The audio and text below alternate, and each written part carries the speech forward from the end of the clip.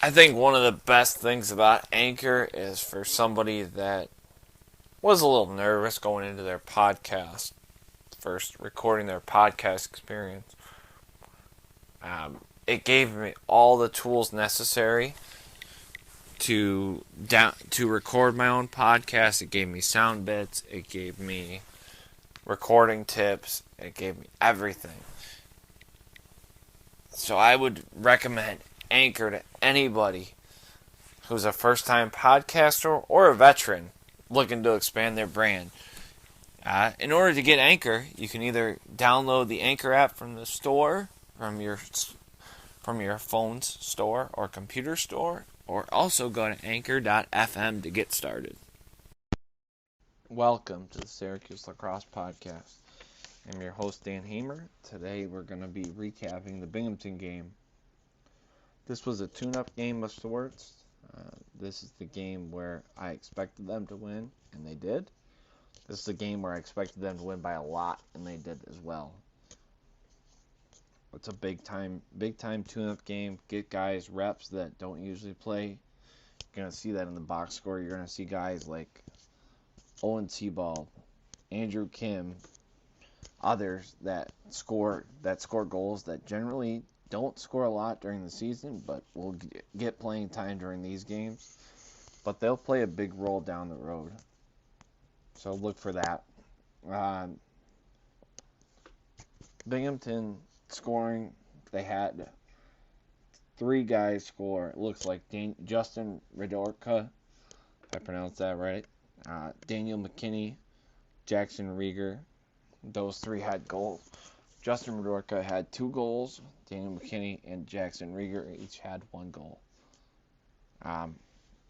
Go into the team stats first, and then I'll go into more of the individual stats. Recap basically Binghamton's point getters, ground ball guys, turnovers, cost turnovers, everything like that.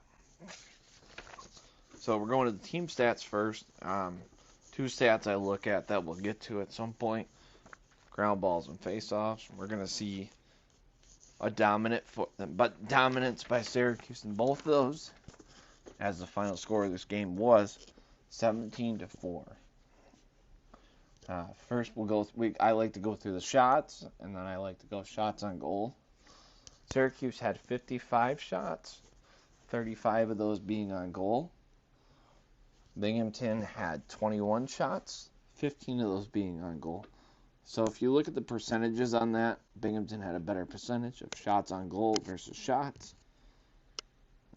But Syracuse obviously connected on more goals. They connected on 17 out of 35, and Binghamton connected on just 4 of 21. So Syracuse obviously had the better percentage. They shot at about 50%. They shot at a 50% ratio from goals to shots on goal. So they shot it at about a 50% ratio. Right around that. The Binghamton goalie had 18 saves. Actually, a decent day for him, given all the shots he faced. I'd actually consider that. He had about a 50% save percentage, right around that, which actually isn't bad, considering his team didn't give him any help on their offensive side of the ball. Drake Porter had 11 saves. Not a bad game. Facing only 15 shots. 4 goals against. The Binghamton goalie, Teddy Dolan, played 57 minutes of the game. The backup, Robert Martin, played the last 2 minutes. Robert Martin didn't face any shots. So Teddy Dolan had every shot faced, obviously. So he had a very good game considering the goals against and the saves, but he did earn the loss, given the fact of what we saw. So turnovers, that's another thing that I like to look at. Generally in the bigger games, you're going to see them about even. I would say that's one thing that I see typically. But in this game, we saw Binghamton have 21 turnovers to Syracuse's 13. So that's just something to look at when when you're looking at stats, teams that win the turnover game generally win the game. As in all sports, that's what you're going to see. In lacrosse, it's especially important. More possession time, more shots, everything. Turnovers lead to everything. The clear game. This is where the turnovers come into play. Binghamton was 21 of 24. Actually had more clears and more attempts than Syracuse did. So that's usually clears will tell the story of the game. But in this game it didn't. Excuse me. Syracuse had 19 of 21, or 19 of 23, excuse me, for the clear game. Binghamton was 21 of 24. On the ground ball game, Syracuse absolutely dominated. They beat Binghamton by over 19 ground balls, 50 to 31. More possessions out of that. Once again, more shots. Everything.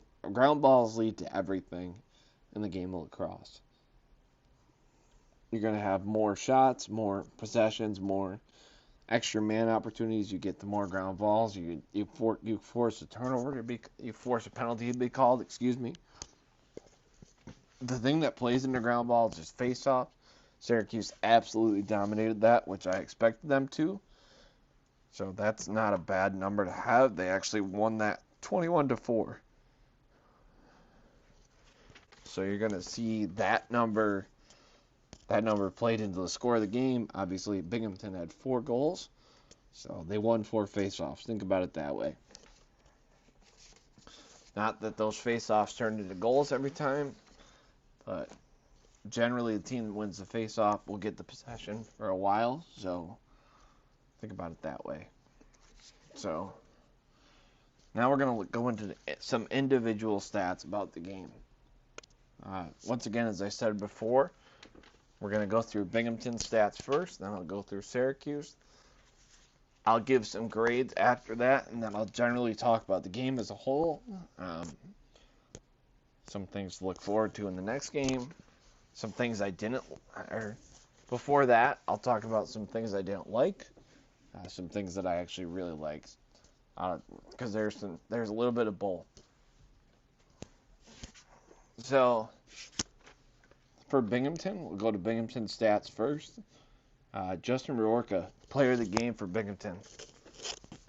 3 shots on goal, 2 goals. Great percentage to have, 66%. When your team loses 17-4 and you score 2 out of the 4, that's a great game for you. Jackson Rieger also had a goal. Daniel McKinney had a goal. Daniel McKinney, Will Tabbett-Shear, Kevin Winkoff, and obviously Jackson Rieger all had 1 point for a total of 6 points, as Rodorka had 2 points. Like I said, that's a great game for him. He's the player of the game for them, to me. Even though Teddy Dolan had a great game, Rodorka got their offense going. He carried the offense, did whatever he needed to. Once again, only had a few shots, but shots don't matter. It's how many goals or assists or points he actually gets. So I'll take those 2 points over 3 shots any day of the week. Their leading ground ball getter was actually tied by 2 middies. 3 middies, actually. Drew Furlong, Quinn O'Hara, and Thomas Greenblatt each had 3 ground balls. Pretty good numbers for the guys. They had a total of 31, so they had 9 out of 31. That's a great number for them, I would say. Not necessarily as a team number. That's not the greatest. Something to also note, even though they had 3 ground balls, Quinn O'Hara had 3 turnovers.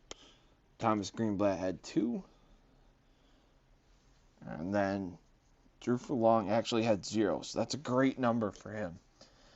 In the face-off department, we had Brandon Rizzuto, taking the majority of the face-offs. He took 15 face-offs and actually won 2. Great, I mean, not so great percentage.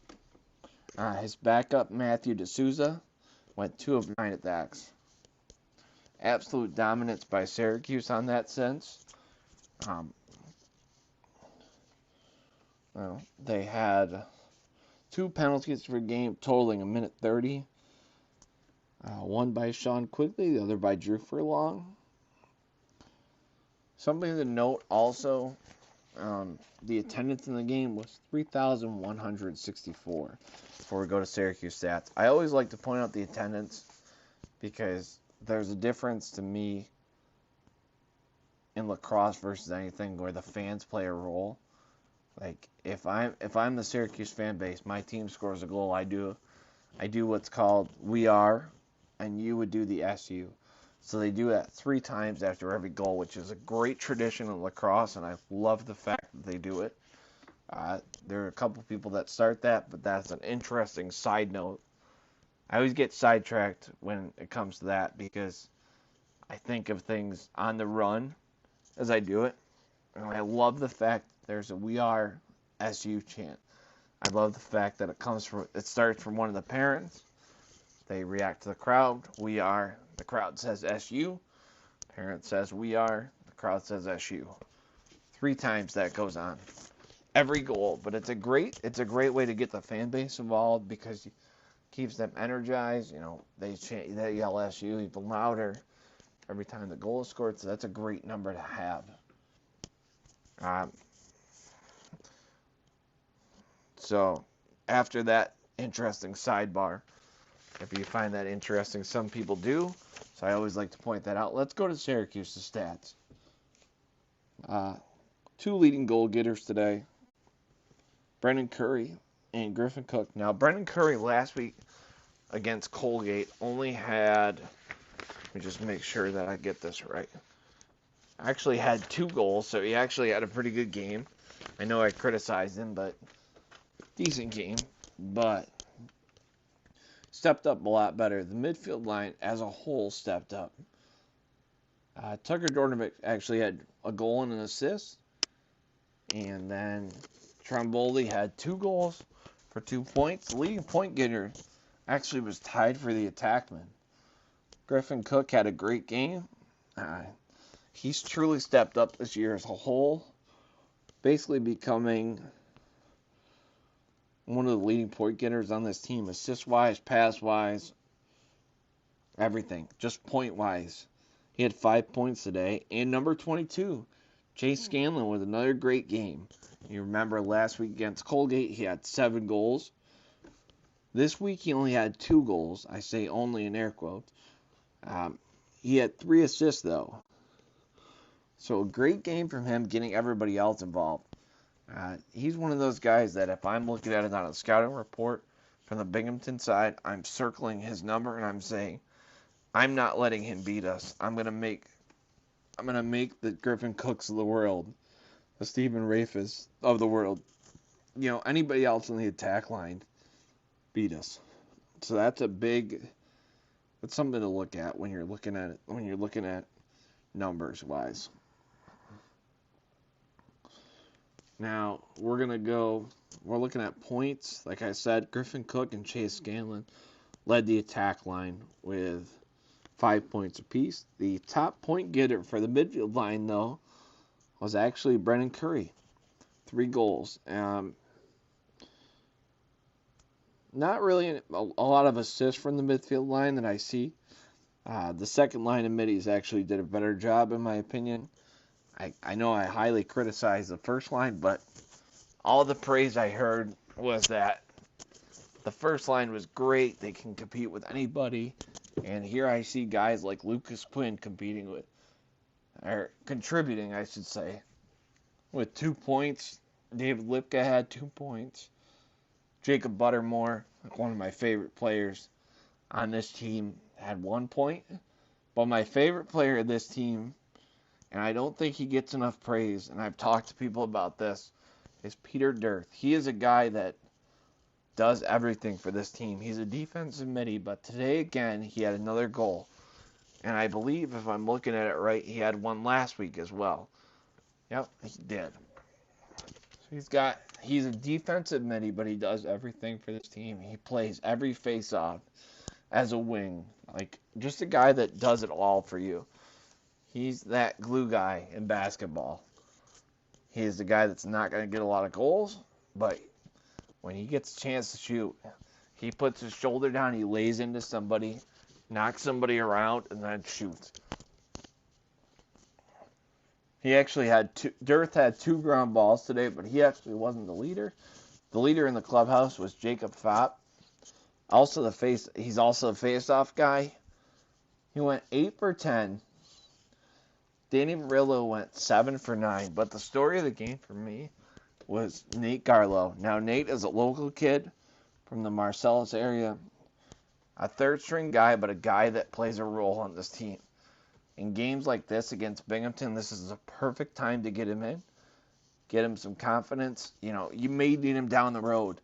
Let's say Murillo and Fopp get cold. You may need to go to Garlow for a face-off. He actually went 6 for 6 for his first 6 face-offs of the year. He had 3 ground balls, which is a great contribution. He actually had 1 shot as well. That's a great line from the face-off guys, going a total 21 for 25. Great numbers to have.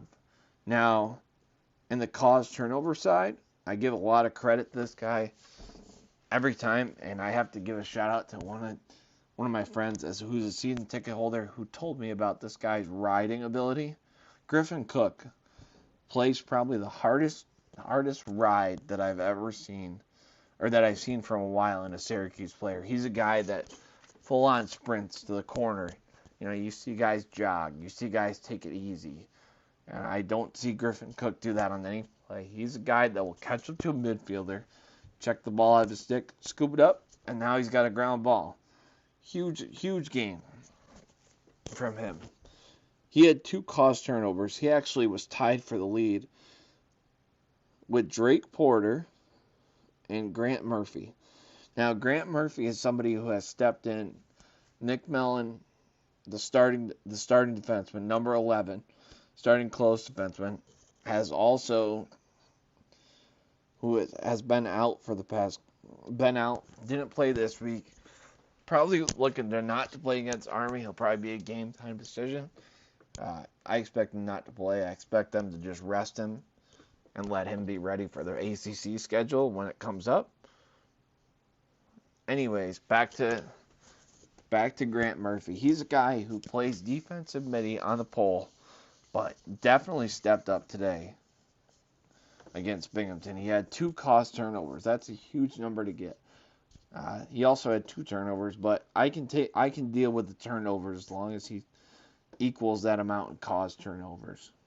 You know, I actually only had 1 turnover. Excuse me. I had that wrong. He also had 3 ground balls.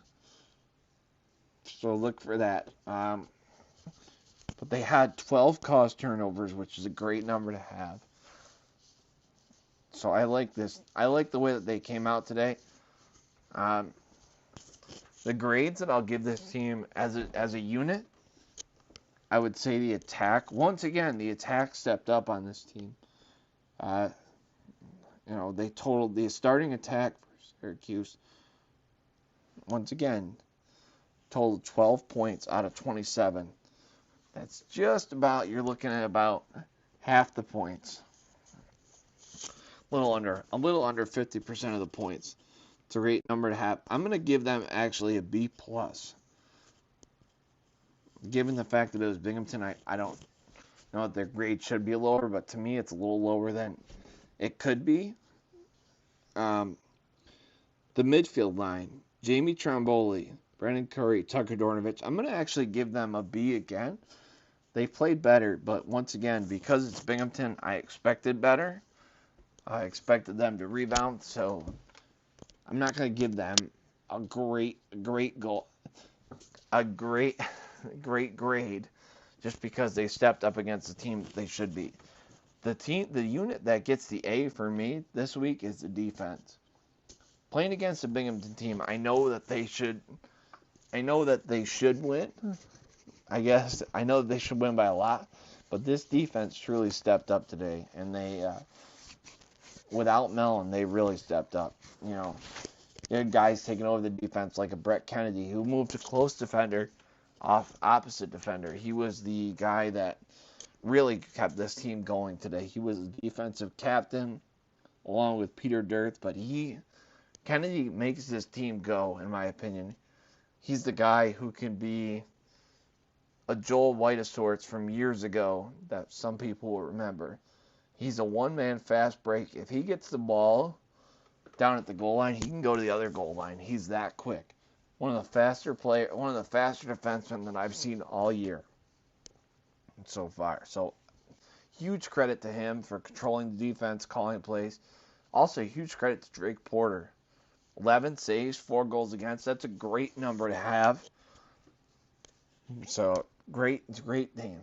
Now, my overall thoughts after looking at the stats, I kind of throw the stats out the window because it's Binghamton.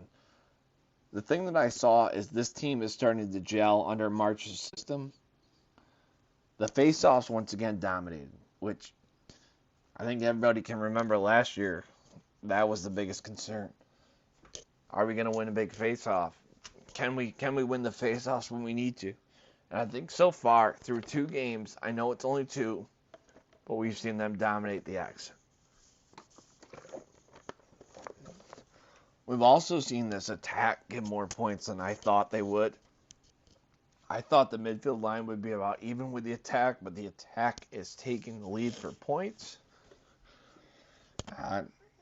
Now, you'll remember, under March's system, his attackmen succeed more, so I guess I should have been expecting that. I just thought that the talent on this midfield line would carry this team more. So, I'm looking at you guys, the Jordovics, Brandon Kurgis, and Tremboli. You guys got to step up. I mean, in my opinion, I hate to be critical. I know you guys played a great game, but this is that game against Binghamton where you should get a lot of goals, where you should be able to spread the wealth, where you should have more points. You shouldn't have your two attackmen get 10 points and your top midfielder gets just 3. That shouldn't be the case. I mean, I know your attack's running the offense, but as a midfielder, you got to be able to get by your guy, take him to the cage, and other things. You just got to step up.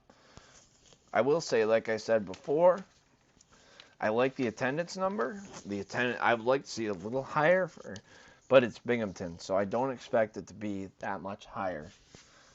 Look for that number to jump up, though, when they play a team like Army, when they play their bigger games on their schedule. So you're going to circle that attendance number, and you're going to look back, and you're going to say, okay, so they did great against them. They did great against this. That's a great thing to have. I just look at that. I look at the attendance number, and I say, okay, how did it grow over the year? What did they do? So once again, any suggestions, anything like that, you can reach out to me via Twitter and or Instagram at Cuse1987. Anything you'd like to hear, anything you want to hear, any interactions or any grades that you disagree with, I actually like that more. So any grades that you disagree with, please reach out to me. Please tell me what you would change it to. Give a reason why, though, because I don't just want to hear, well, Dan, you see, I disagree with your B. I'd give them a C. Okay, tell me why. That's just an example. I haven't heard that from anybody, but we'll see how that goes as people start to listen, as people give their individual grades. So please reach out with your grades. Tell me why. Tell me what you think this team can improve on, because I think there's definitely room for improvement. Like I said, from the midfield line, I know they'll get better. I'm not worried about it, but they need to get better quick, I would say. They can't let the attack carry this team, because that's how it's been in years past. The attack has carried it, and in big games, the midfield line has come up short, in my opinion. But I'm sure some people will disagree with that. I've just seen a trend where the attack carries this team. You see the top point getters on attack. You don't see it on the midfield line. Other than a few years ago when you had the Sergio Salcidos and other guys that could absolutely take their guy one-on-one. But once again, that's a side note. I apologize for that. Coming up next, I will have the Army recap, which, like I said in the season preview, was a game that I circled, and I said, and admittedly, I'll talk about it, and I'll talk about it in the next episode. But that was a game that I circled as a loss. Don't like to admit that. I hate to admit when I'm wrong about that, but I was wrong about that. I'm losing. So once again, thank you for listening. Any suggestions, please reach out on Twitter and or Instagram at Cuse1987. Thank you.